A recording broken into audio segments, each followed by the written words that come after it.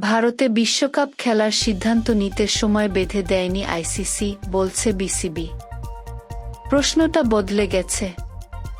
আগে প্রশ্ন ছিল, এবারে টি-20 বিশ্বকাপ খেলতে বাংলাদেশ দল ভারতে যাবে কি না। এখন প্রশ্নটা হয়ে গেছে এরকম, টি-20 বিশ্বকাপে বাংলাদেশ থাকবে কি না।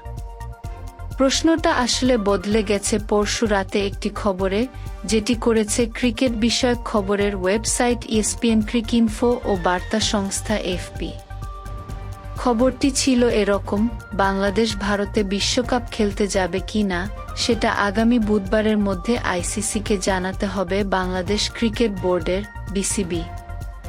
খবরটিতে আরও লেখা হয়েছে, আইসিসির একটি সূত্র জানিয়েছে, বাংলাদেশ বিশ্বকাপ খেলতে ভারতে না গেলে সেই জায়গায় স্কটল্যান্ডকে সুযোগ দেওয়া হবে।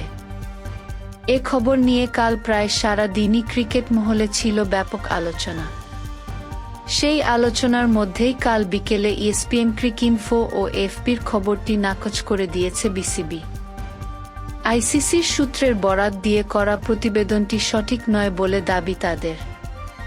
একই সঙ্গে বিসিবির ভাষ্য, আইসিসি এ ব্যাপারে কোনো সময়সীমা বেঁধে দেয়নি।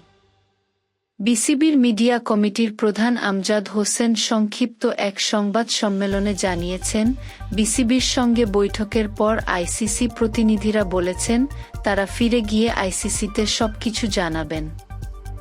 এরপরই চূড়ান্ত সিদ্ধান্ত হবে। আমজাদ কাল সাংবাদিকদের বলেন, এ ব্যাপারে ওনারা সুনির্দিষ্ট তারিখ বা কবে নাগাদ জানাবেন কিছুই বলেননি।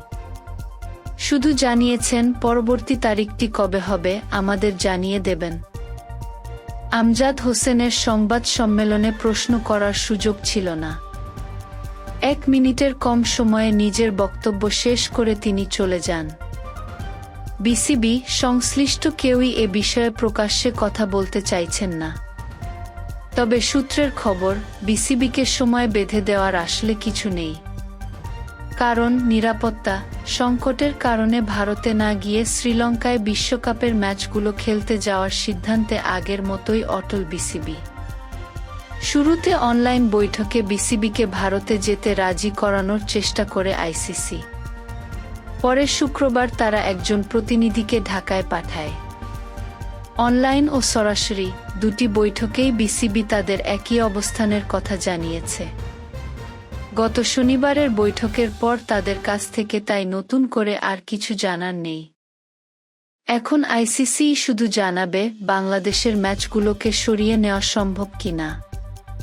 তা না হলে বাংলাদেশের বিশ্বকাপ খেলতে যাওয়ার কোনো সম্ভাবনা নেই।